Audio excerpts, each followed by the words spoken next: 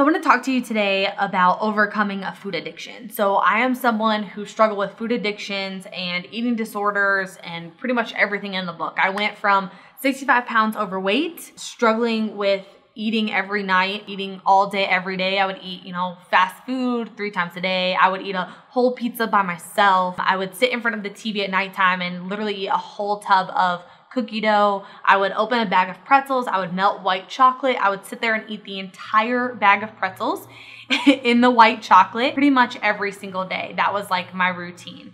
And it just always felt like the food was in control of me. Like it just controlled me. I couldn't help it. It was a really bad addiction. Then I go from that point to saying, you know what, like I don't want to do this anymore. Like I'm tired of the food controlling me.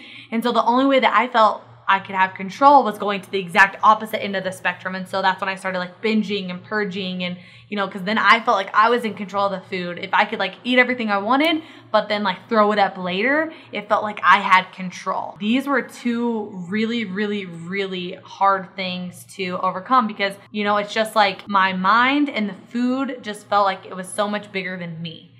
And one day, I was just like, basically like praying on this, like, God, like I just need help, like help me. Like I don't want to, struggle with this anymore. I don't want to have this anymore.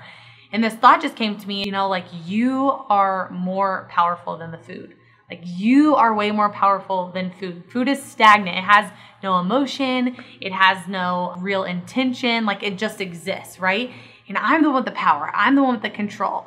And so when I had that thought, I was like, wow, that's so true. Like I'm way more powerful than the food. Like how dare like that, me try to think that the food can control me. It possesses no emotion and it possesses no power. I was literally submitting all of my power to the food. And so that's the first thing that I started thinking about. So I want you to take back control right now. Like take back control over food and just be like, no, that food cannot tell me what to do. That's why I say all the time, when I see, donuts, laying out in like free donuts, right? Like you walk into somebody's house or there's cake and you're at a party and there's cake and donuts and things and you want to have it all and you're like, oh, I would never be able to overcome it in that environment. But really what I tell myself when I see all that stuff and it's not really like, my day to have a free meal or whatever, I still do love having donuts. It's just, I seclude it to 1 meal a week, right? So I walk in and I see all that stuff and I just think in my head, like that food doesn't control me. It has no power over me and it can't tell me what to do.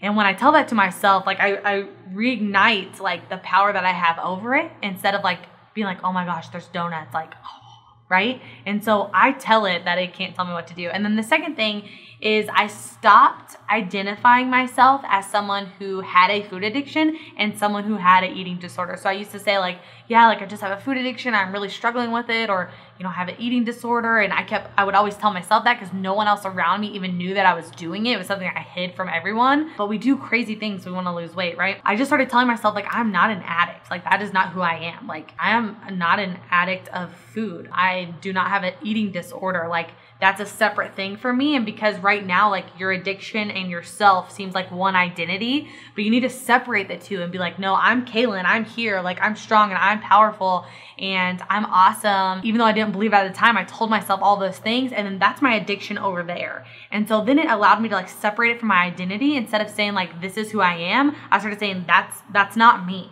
That's not who I am. And when I started pushing it out as far away from my identity as I could, then what happened is I disassociated it from me. And eventually I was able to completely step out and say like, no, I don't have those addictions anymore. I don't have an eating disorder. That's not me. That's not who I am. That's not my identity. And because I separated it, I was able to stand alone as Kaelin and just be myself. And that's what helped me overcome it. I really hope that helps you too. Also, on this topic, I know cravings is usually the thing that tumples us in to wanting to eat everything and, really is like the trigger for our food addiction to start. And when we start getting those cravings, that's when everything like, goes nuts. And so I actually made you a free cravings crusher cheat sheet that's going to help you when you in those moments of having cravings, you can actually overcome it and be like, oh yeah, I can do that one thing that really helps with cravings. And I really think it'll help you win. And it's free. It's totally free. All you have to do is click the link, get my free cravings crusher cheat sheet. And I hope this helps you in your own journey. And just know that it doesn't happen overnight,